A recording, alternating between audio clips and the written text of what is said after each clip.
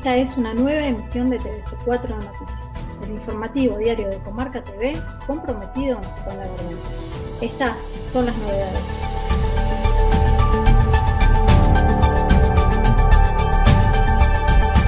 Tras motín y ataques de bandas en Ecuador, Lasso dice que se recuperó el control. Titular de la ONU, la humanidad debe elegir entre solidaridad climática o suicidio colectivo. El gobierno actualizó la movilidad jubilatoria de docentes, universitarios y de energía eléctrica. Fernández. La adversidad es la derecha que un día le pone la pistola en la cabeza a Cristina. El presidente recibió a intendentes del conurbano para analizar la problemática del AMBA. Organizaciones sociales y obreras de Latinoamérica celebrarán encuentro para constituir la Runa Sur. Se puso en marcha el polo industrial de la unidad penitenciaria número 1 de Olmos. Efemérides, 11 de noviembre. El pronóstico del tiempo para Buenos Aires y sus alrededores para este viernes y fin de semana por Victoria de Pablo.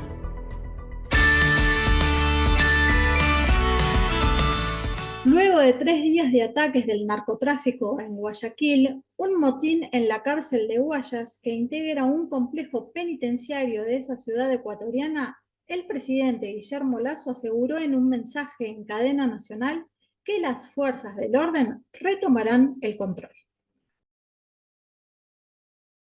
Hace 2 días, sabotajes y ataques violentos interrumpieron su tranquilidad. Esos actos de sabotaje y terrorismo fueron una declaratoria de guerra abierta contra ustedes, los ciudadanos y la democracia.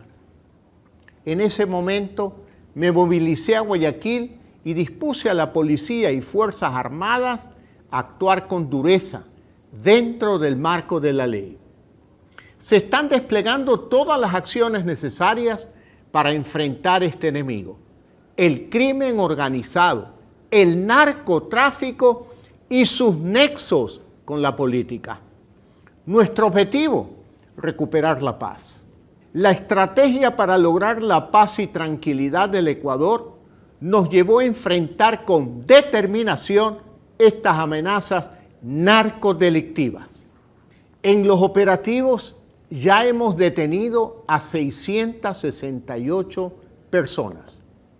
Por cierto, como dije el pasado martes, cuidado con apelar a los derechos humanos para solapar la delincuencia. Primero están los derechos humanos de 18 millones de ecuatorianos que quieren dormir, trabajar y vivir en paz.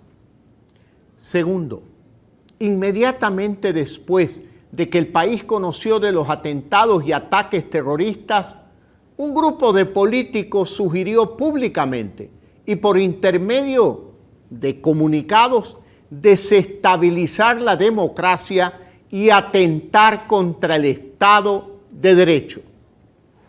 No se solidarizaron con ustedes los ciudadanos.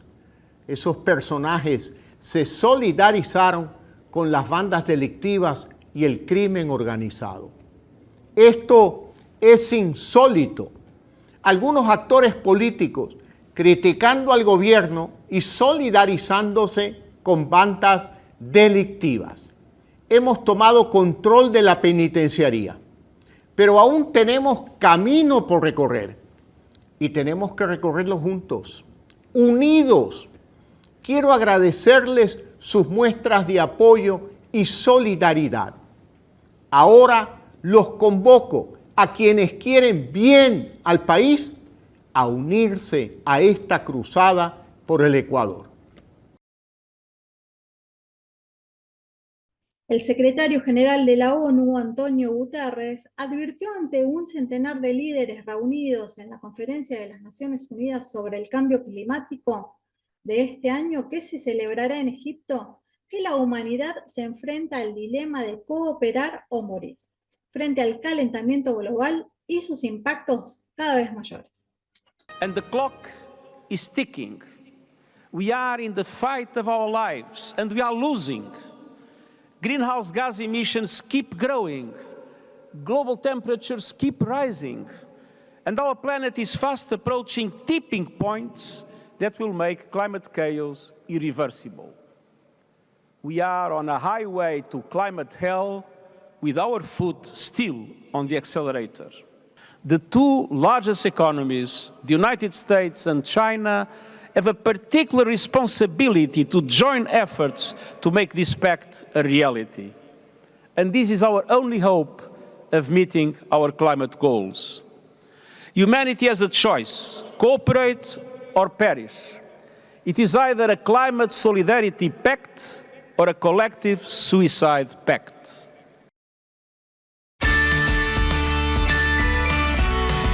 El Gobierno Nacional anunció la actualización trimestral de las movilidades jubilatorias de docentes universitarios y de Luz y Fuerza, que quedarán al igual que el resto del régimen general, luego de que el presidente Alberto Fernández recibiera en la Casa de Gobierno a representantes gremiales de esos sectores. Acabamos de salir de una reunión encabezada por el presidente de la Nación, donde estuvimos presentes del Ministerio de Trabajo, Educación y ANSES, junto a los gremios que encuadran a las trabajadoras y trabajadores docentes, docentes universitarios y de Luz y Fuerza, donde se les anunció que se han modificado las condiciones de actualización de los beneficios jubilatorios, que era realmente un reclamo importante que tenían esos tres colectivos de trabajadoras y trabajadores pasivos. Ese reclamo hoy encuentra una solución en la norma que hemos dictado y que les va a permitir tener actualizados sus haberes jubilatorios con esa periodicidad trimestral. Ya en diciembre del año pasado, mediante un adelanto, se había logrado responder solo excepcionalmente, pero en esta oportunidad se ha establecido como un régimen de carácter permanente. Abarca más de 200.000 beneficiarios con un total de 220.000 beneficios. Así que realmente es impactante y nos sentimos satisfechos de haber podido resolverlo. No solo tenemos paritarias en el sector privado, sino que también hemos avanzado en tener un sistema paritario en el sector del empleo público, como es el caso docente o de la Administración Nacional, que a mí me parece que es muy importante. Aquí hay una consolidación de la paritaria y nosotros también en el mes de octubre firmamos la actualización, la revisión, actualizando los salarios de los docentes universitarios, también de los no docentes universitarios, y el compromiso con los docentes en la paritaria nacional docente. Firmamos que en el mes de noviembre era la cláusula de revisión y la semana que viene vamos a empezar a trabajar en esa revisión para el mes de noviembre. Aquí hay una primer conquista de la paritaria y ahora tenemos que trabajar en las cláusulas de revisión. Nuestro compromiso es que los trabajadores no solo no pierdan, sino que recuperen. Tenemos la inflación, pero tenemos que construir mecanismos económicos, pero también institucionales para que eso se garantice. El presidente Alberto Fernández aseguró que la adversidad se llama derecha. Dijo, no está entre nosotros, está enfrente. Y manifestó que un día le pone la pistola en la cabeza a Cristina y otro día se la ponen al pueblo argentino. Esta es una semana especial para mí, una semana llena de recuerdos y llena de alegrías. Fue una semana que empecé almorzando con Lula libre y electo presidente.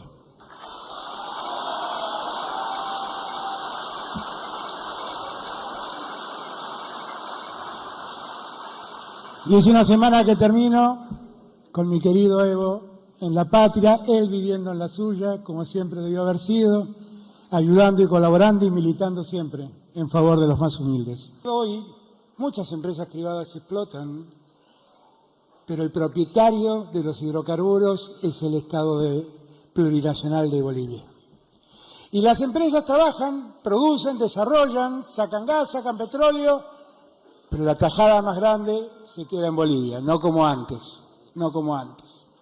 Y después hubo un segundo cambio que hizo Evo, que él nos lo ha contado, que tuvo que ver con el sistema financiero, la forma en que le cobraba impuestos al sistema financiero, que de un día le fijó una tasa muy alta impositiva, se quejaron un rato los bancos y después todo siguió, y eso permitió que Bolivia sea, desde hace muchos años,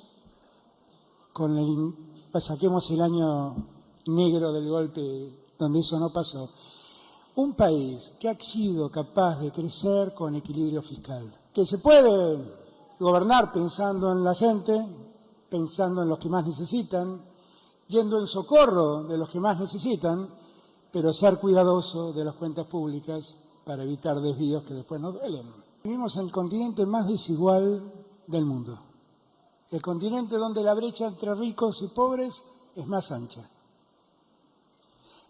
En realidad, también hemos debido soportar 4 años de un gobierno norteamericano a cargo de Trump, que hizo todo lo necesario para disolver la unidad latinoamericana. No solamente hizo eso, también avaló un golpe de Estado en Bolivia, que le impidió a Evo hacerse cargo del gobierno después de ganar legítimamente las elecciones. Nosotros tuvimos que llegar al gobierno en condiciones muy complejas, definitivamente, con una deuda como ningún otro país en Latinoamérica tiene.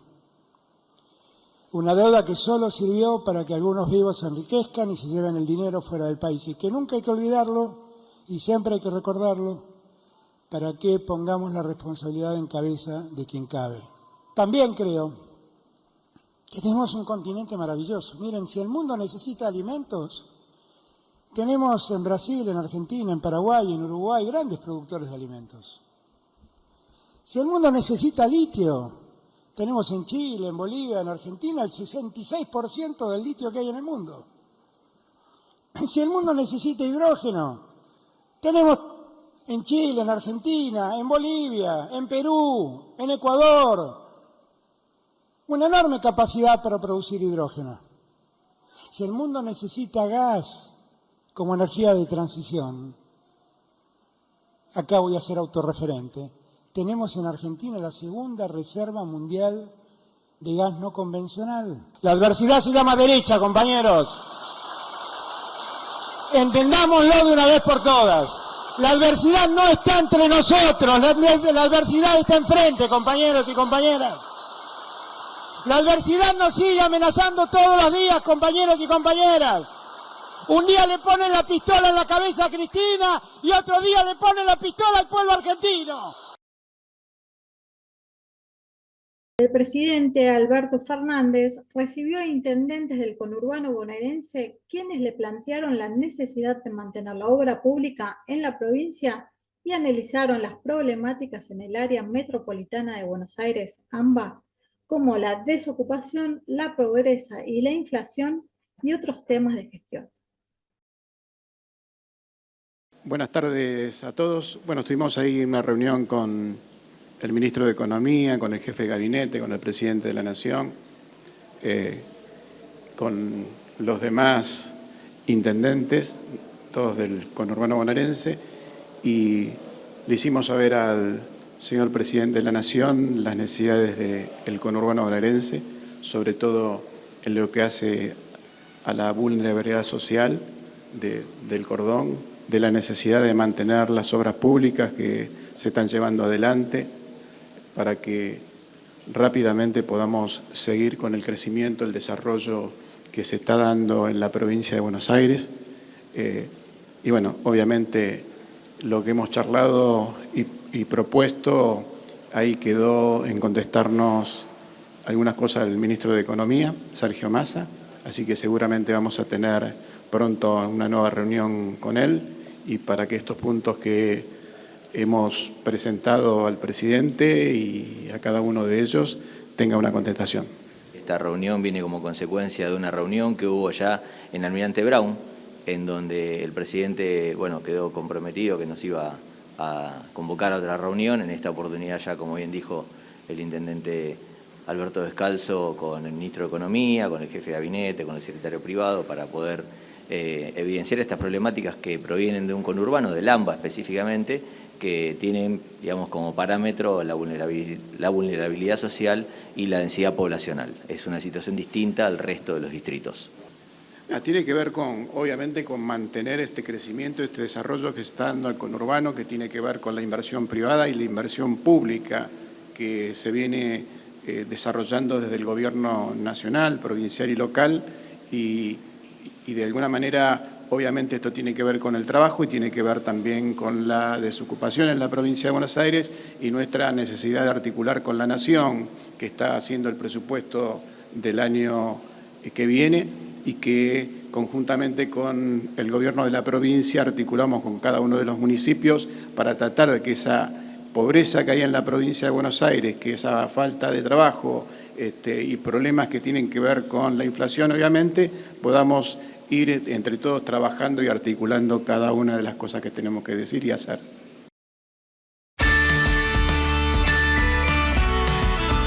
Dirigentes de organizaciones obreras y sociales de 14 países latinoamericanos se reunieron en Buenos Aires en un encuentro en el que dejaron constituida la RUNASUR, un foro alternativo a la UNASUR para articular una América plurinacional en coordinación con movimientos sociales. Ahora estamos realizando la segunda asamblea del RUNASUR, la unidad de las organizaciones de pueblos originarios, de organizaciones de trabajadores, movimientos populares, de mujeres, de afrodescendientes, de campesinos y campesinas, para que podamos sostener un proceso de construcción de una América plurinacional, soberana, en unidad de América Latina y el Caribe, construyendo en el camino de la reconstitución de la Vía Yala. Ese es el sentido que va a tener esta segunda asamblea, en la que vamos a dejar constituido con organizaciones, con decenas de organizaciones de más de 14 países, esta RUNASUR. Runa en quechua es gente, pueblo, humanidad. Sur es el lugar, el territorio de la esperanza. Eso es el RUNASUR, la UNASUR de los pueblos. Que estén sucediendo estos triunfos populares en nuestros países abre un tiempo de esperanza, pero creemos que no solamente depende de las estructuras estatales, porque están sumamente infiltradas por el neoliberalismo y desarticuladas. Necesitamos la construcción de un protagonismo popular, de una democracia participativa, pasar de los estados nacionales a los estados plurinacionales para que el protagonismo de los pueblos sea capaz de construir una América plurinacional emancipada. El UNASUR, la CELAC, deben ser instancias institucionales que se deben recrear y crearse nuevas instituciones de unidad y de integración de los pueblos. El RUNASUR es la integración de los pueblos, para que los procesos de cambio se profundicen y se consoliden en el tiempo en nuestras naciones. El propósito es tener una agenda de RUNASUR de aquí para adelante. Intuimos algunos aspectos que ya lo han manifestado nuestros representantes, trabajar sobre la unidad. Tenemos que unificar algo que es importante, movimientos sociales con movimiento indígena, porque el movimiento sindical tiene su propia metodología, tiene su propio proceso de lucha, diferente a los movimientos indígenas. El movimiento sindical ha resistido por mucho tiempo golpes de Estado, procesos históricos de todo el periodo republicano. El movimiento indígena ha resistido desde la colonia. Hay visiones que tal vez el sindicalismo tiene que entender. Por ejemplo, Pachamama, porque Pachamama significa cultura de la vida. No podemos producir destrozando la matriz de la vida. No podemos producir destrozando la Pachamama.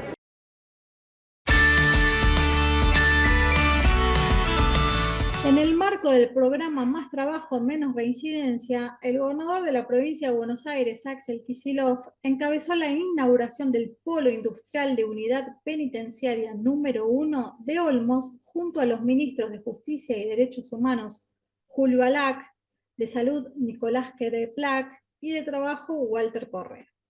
Y el director general de Cultura y Educación, Alberto Sileoni, a partir de la tecnología de última generación y el dictado de cursos de capacitación, se producirán allí los componentes que formarán parte del programa Cunita Bonaerense, Nacimiento con Equidad. Estamos realizando una inversión histórica con el propósito de transformar un sistema penitenciario que recibimos en estado de abandono con una superpoblación mayor al 100%, porque es también una forma de contribuir con la seguridad ciudadana, aseguró Kicillof y agregó: tenemos en marcha obras para completar 8.000 plazas y proyectamos 4.000 más.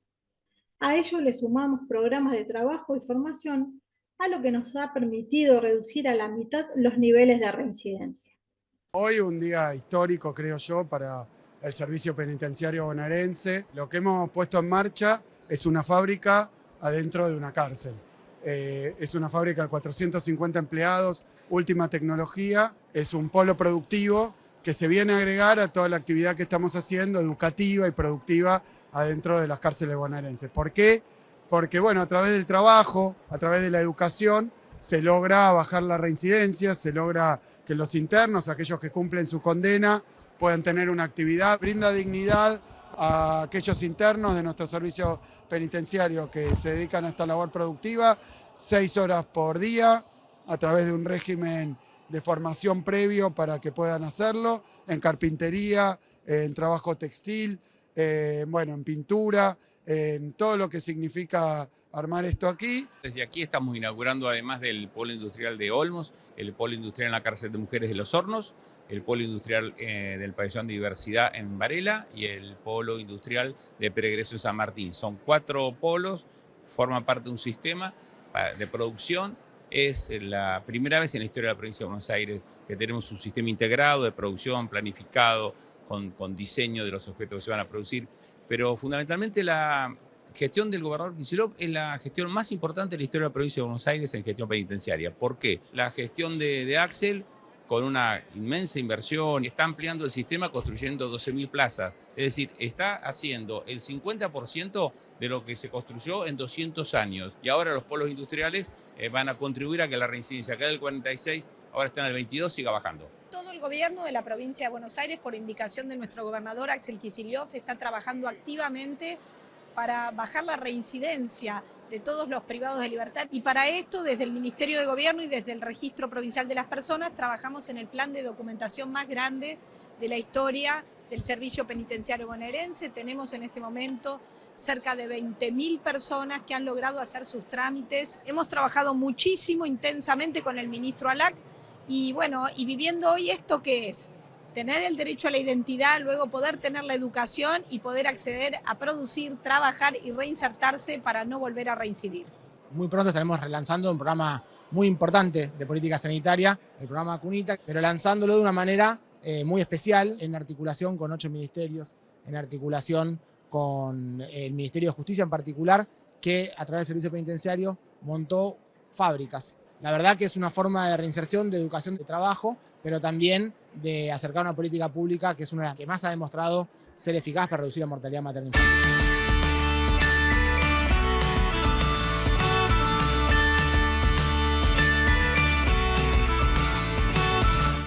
Efemérides, 11 de noviembre. En 1821 nace en la ciudad rusa de San Petersburgo el novelista Fyodor Dostoyevsky, uno de los grandes escritores de la literatura universal, cuya obra explora la psicología humana en el complejo contexto político, social y espiritual de la Rusia zarista del siglo XIX. En 1875 se inaugura el Parque 3 de Febrero en el barrio porteño de Palermo, más conocido como los Bosques de Palermo, en el que se destaca el paseo El Rosedal. En la inauguración, el presidente Nicolás Avellaneda plantó una magnolia americana del bosque primitivo que aún se conserva. En 1894 nace en una chacra de la localidad santafesina de Colonia Algarrobo el bandido rural y cuatrero Juan Bautista Bairelotto, apodado como el Robin Hood criollo por robar a los ricos para ayudar a los pobres. En 1949 se inaugura el Estadio Tomás Adolfo Ducó del Club Atlético Huracán en el barrio porteño de Parque Patricios, con un partido amistoso ante Peñarol de Uruguay con victoria del Globo por 4-1. En 1951, el presidente y general Juan Domingo Perón es reelegido presidente de la Nación con el 63.40% de los votos. Su mandato de 6 años será interrumpido por el golpe de Estado de septiembre de 1955. En 1951, alrededor de 3,5 millones de mujeres votan por primera vez en elecciones presidenciales en Argentina. La igualdad de derechos políticos instituida por la Ley 13.010 de 1947 fue el corolario de una larga lucha impulsada por dirigentes socialistas y feministas como Alicia Moró de Justo, Cecilia Grierson, Alfredo Palacios y Mario Bravo, y por la primera dama María Eva Duarte de Perón.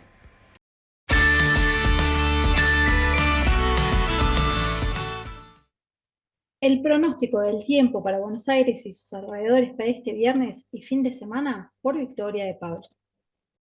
El tiempo para este fin de semana en la ciudad de Buenos Aires. Viernes parcialmente nublado por la mañana y la tarde y mayormente nublado por la noche. Temperatura mínima de 18 grados y máxima de 29 grados. Los vientos predominantes serán del sector noreste. La humedad del 78%, la presión atmosférica de 1011 hectopascales y la visibilidad de 10 kilómetros. Para el sábado se espera cielo mayormente nublado por la madrugada y chaparrones por la mañana con tormentas aisladas por la tarde. La temperatura mínima será de 20 grados y máxima de 27 grados. Los vientos continuarán siendo del sector noreste. La humedad del 76%, la presión atmosférica de 1008 hectopascales y la visibilidad de 10 kilómetros. Para el domingo se espera tiempo inestable con una temperatura mínima de 19 grados y máxima de 27 grados, con cielo algo nublado por la mañana, algunas tormentas aisladas por la tarde y nublado por la noche. Por la presencia de un centro de baja presión atmosférica ubicado en Uruguay, los vientos continuarán siendo del sector noreste. La humedad del 82%, la presión atmosférica de 1006 hectopascales y la visibilidad de 10 kilómetros. Y esto ha sido todo por hoy y nos despedimos hasta el lunes para una nueva emisión de TVC4 Noticias, el informativo diario de Comarca TV comprometido con la verdad.